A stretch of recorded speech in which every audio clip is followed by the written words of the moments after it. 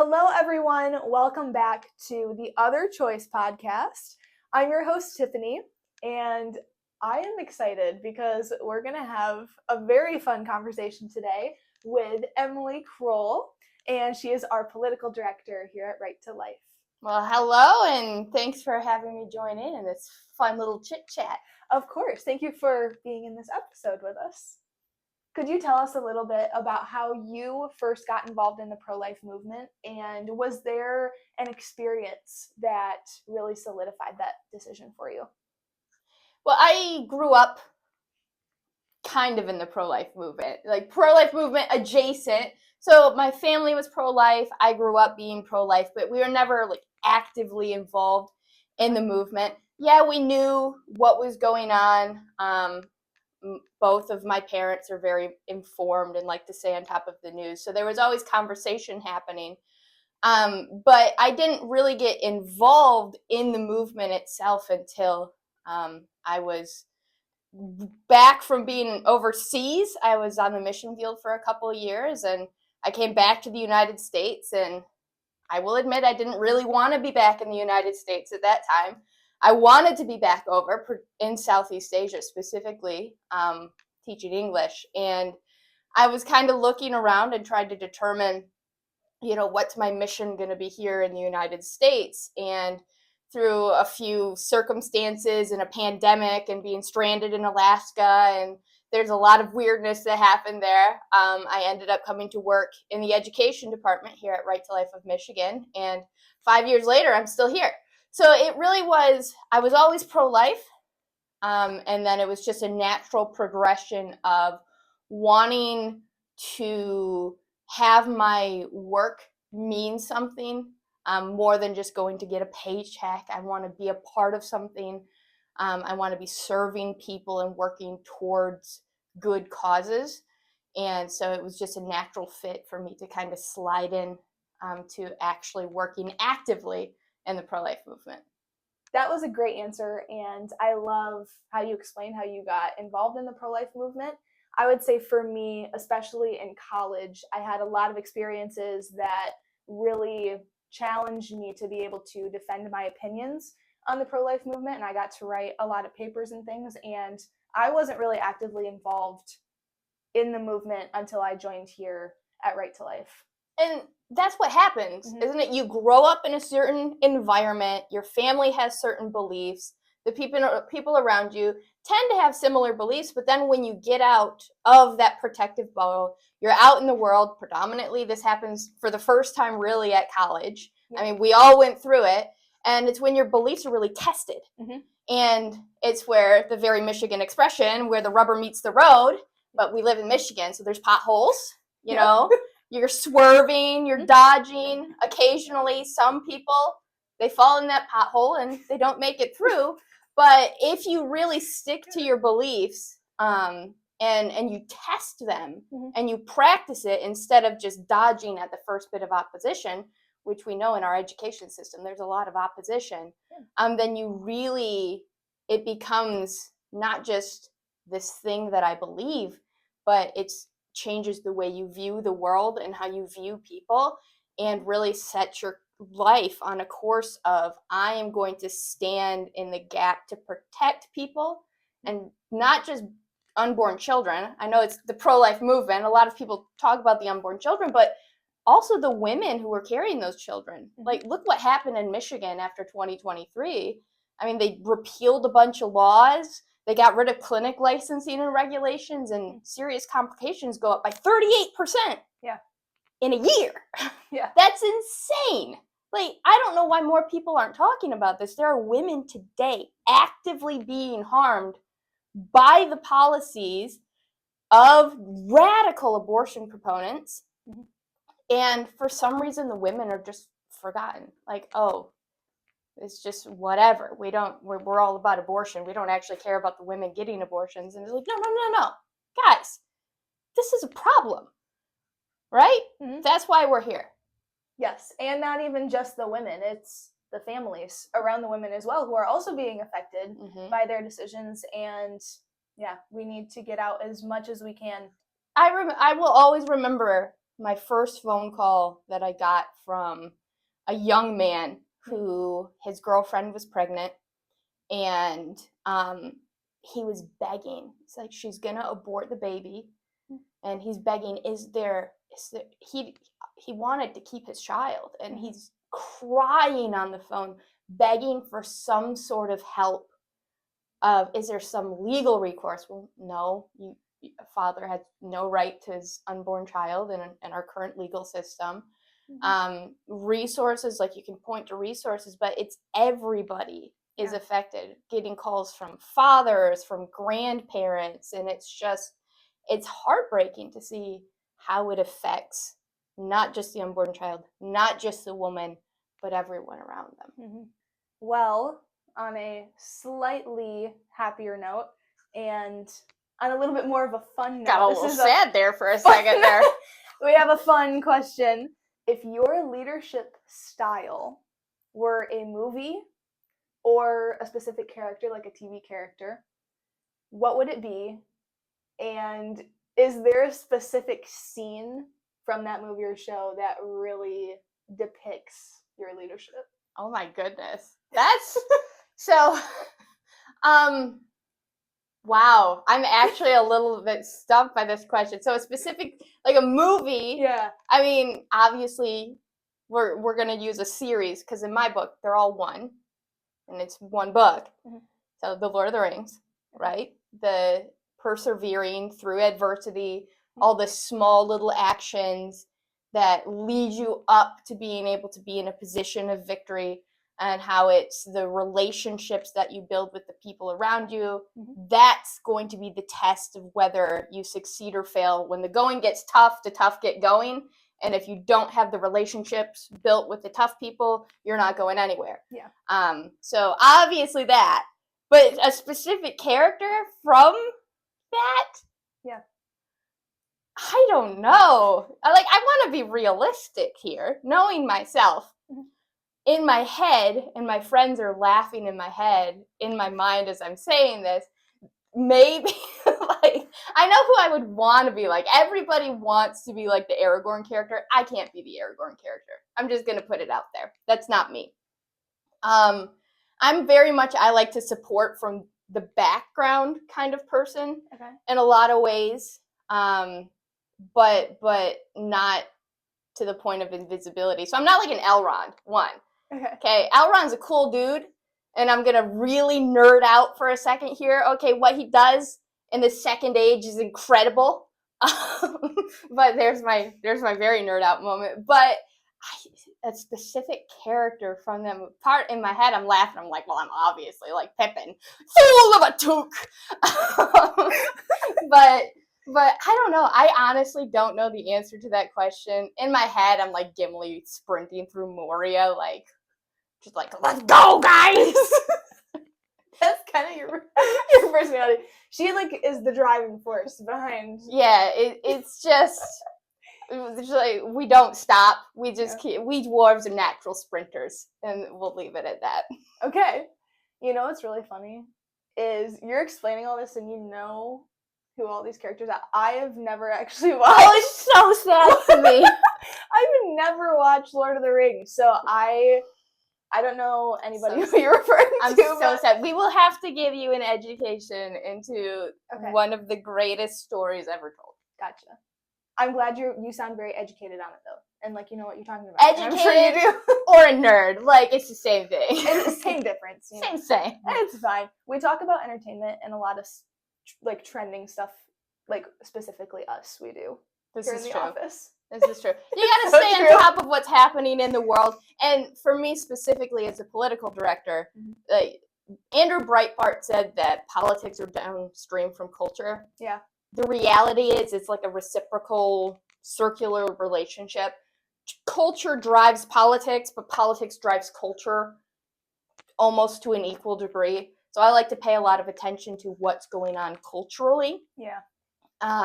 And part of that, the big driver of culture, is obviously entertainment, movies. I don't really pay attention to music anymore because it drives me crazy. But mostly movies and shows and stuff. I don't watch any of them, but I could probably tell you what the budget is of, like, half the movies coming out this year, and like their box office projections, and then what it actually comes in at, simply because if I am going to look at the future and develop political strategies, I need to know where the culture is going, who's pushing the culture, and how the people are reacting to that push.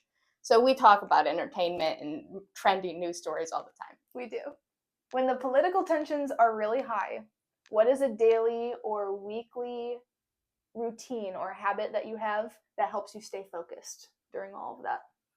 So that's a difficult thing to ask and answer, because in the middle of an election cycle, and like 2024, very contentious, all spotlights are on Michigan.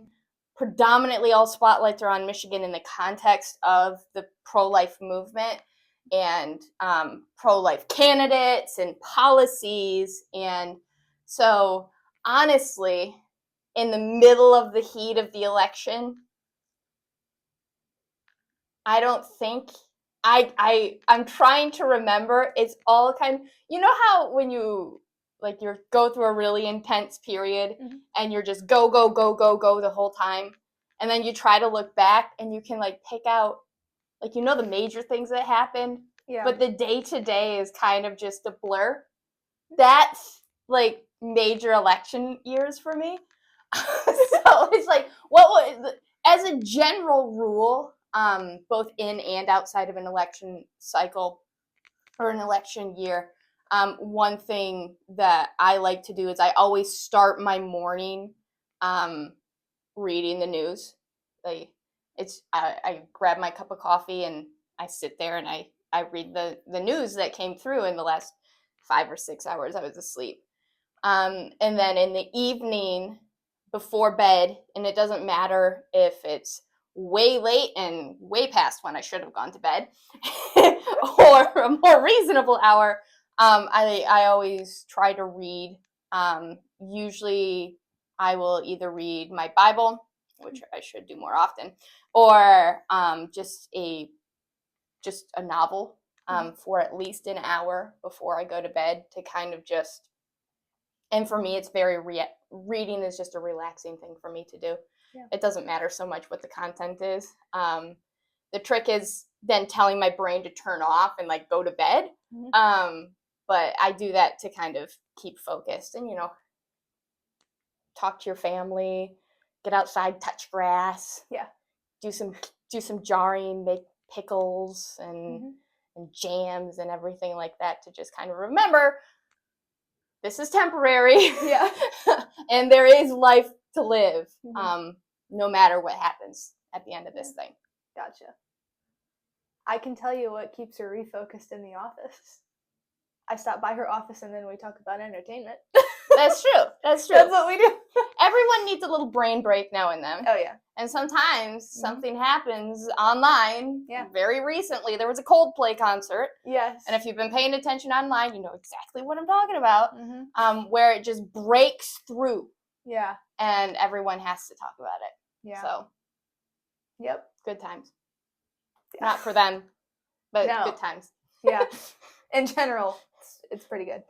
So recently, we did have some very encouraging news in Michigan. There was an ACLU lawsuit that was dismissed by a judge, and it was challenging our state law that safeguards taxpayer dollars from being used to fund abortions. How big of a win was this for Michigan?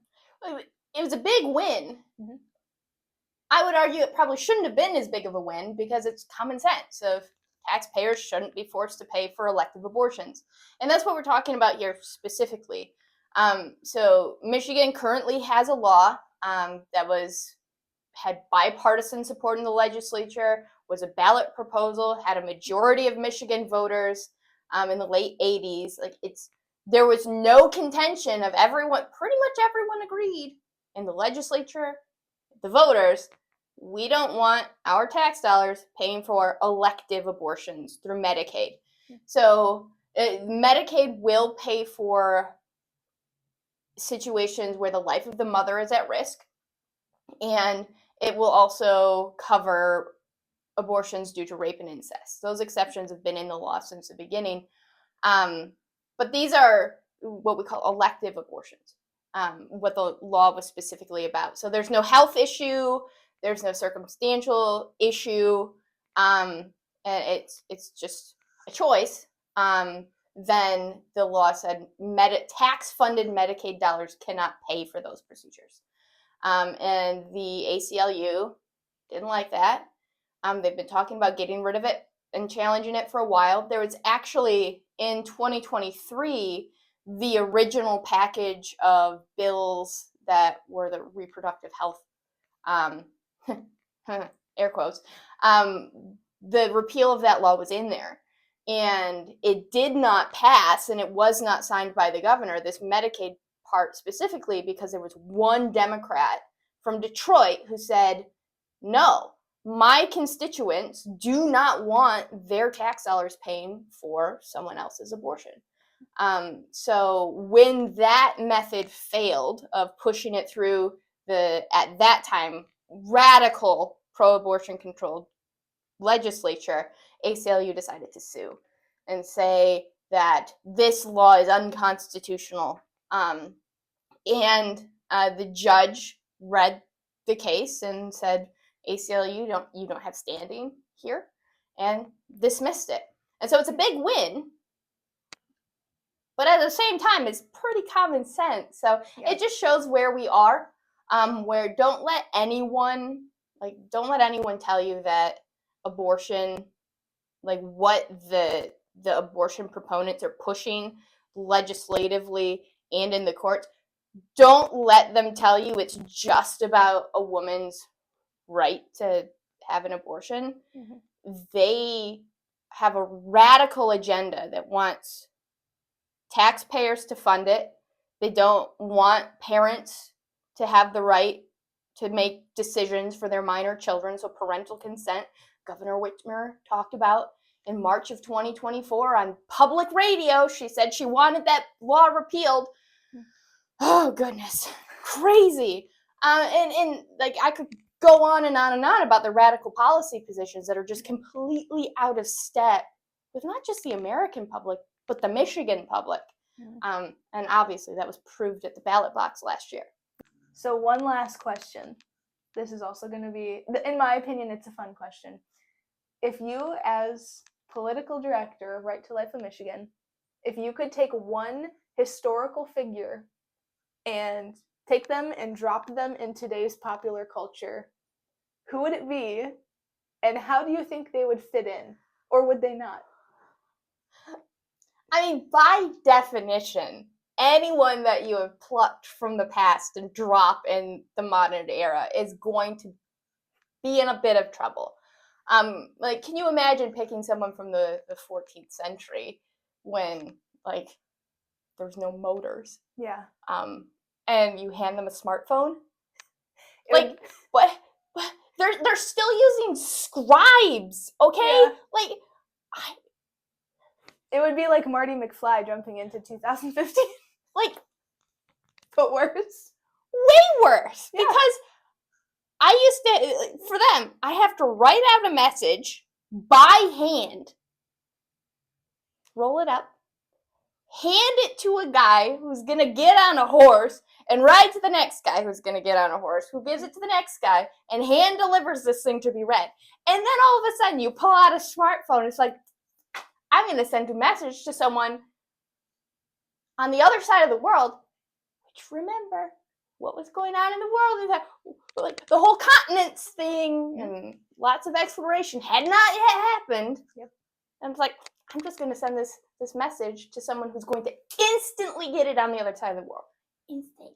Mm-hmm. Insane. Like, when you put it in that perspective. Sure. It's crazy, right? Mm-hmm. It's for someone who would have pluck out of history and bring here. I don't know if I would want to do that to a person. Like, can this be? History is anything that happened within the previous minute and before. You mean other than Jesus, who I, know, still that here. Would actually be just yeah. Here, just Yeah. Historical. He wouldn't struggle with it because he doesn't struggle with it. So there is that. But okay, Do you want me to narrow Can I it down? no. Okay. Can they be here for a set amount of time and then we can send them back? Sure. Because I'm not okay with doing that to another human being. Okay. Like, I would not want someone to do that to me. Let's say they're here for a month. A month. 1 month. A month. That they get to learn. And then go back and be labeled a lunatic. Or they can take their knowledge back with them and be labeled. You do realize what happened to the guy who suggested that doctors wash their hands? Yeah. Like, thrown into an asylum by his fellow doctors? Right? Yeah, that's true. It wasn't that long ago. Yeah. You have to think about how would this affect this person? True. Who would I pick? Okay, let me actually get a legitimate answer here. Okay. C.S. Lewis. Just I want to have a conversation with him. That's a great answer. Mm-hmm. You know who I would say personally? Who? Only because I read a lot of his short stories in school. I would say Ray Bradbury. Really? Because he wrote about futuristic apocalypse, basically. But his whole mindset was how technology was going to be the doom of the future. And it would be interesting to take his thoughts into today's world and see how much what our creation has brought. No, but like I think that would actually be really interesting. It would. He could jump in and see. Yeah. His predictions were correct. I picked C.S. Lewis because, C.S. Lewis was also friends with like a lot of my favorite authors from history, and like the whole confluence of you've got World War I and then World War II and everything that happens after it, and the massive industrialization and globalization, and then like that. It's an interesting time period, and also he's got great insight, and he's an interesting guy, so it'd be a fun conversation. If I'm picking I would pick Emily Dickinson, but she's like, she would just make me sad. Yeah, she did write a lot of sad poems. She was kind of a sad lady. She kind of was, yeah. Like, she's writing poems. I could not stop for death, so it kindly stopped for me. It's like, girl, are you okay? It's like, I appreciate your fantastic talent. Yeah. Like, phenomenal. Yeah. Do you need a hug? You need a hug. Maybe I'll bring her for some counseling. Yeah, we can bring her here. Give her a therapist. Stop looking out the. I know your window looks onto a cemetery, but there's a lot of life to live. Okay. Yeah. Very true. So there. That was a great answer. Well, this was such a fun conversation. Thank you again, Emily, for being with us on this episode. Well, thanks for having me. Of course. Until next time, I'm your host, Tiffany, and this is The Other Choice.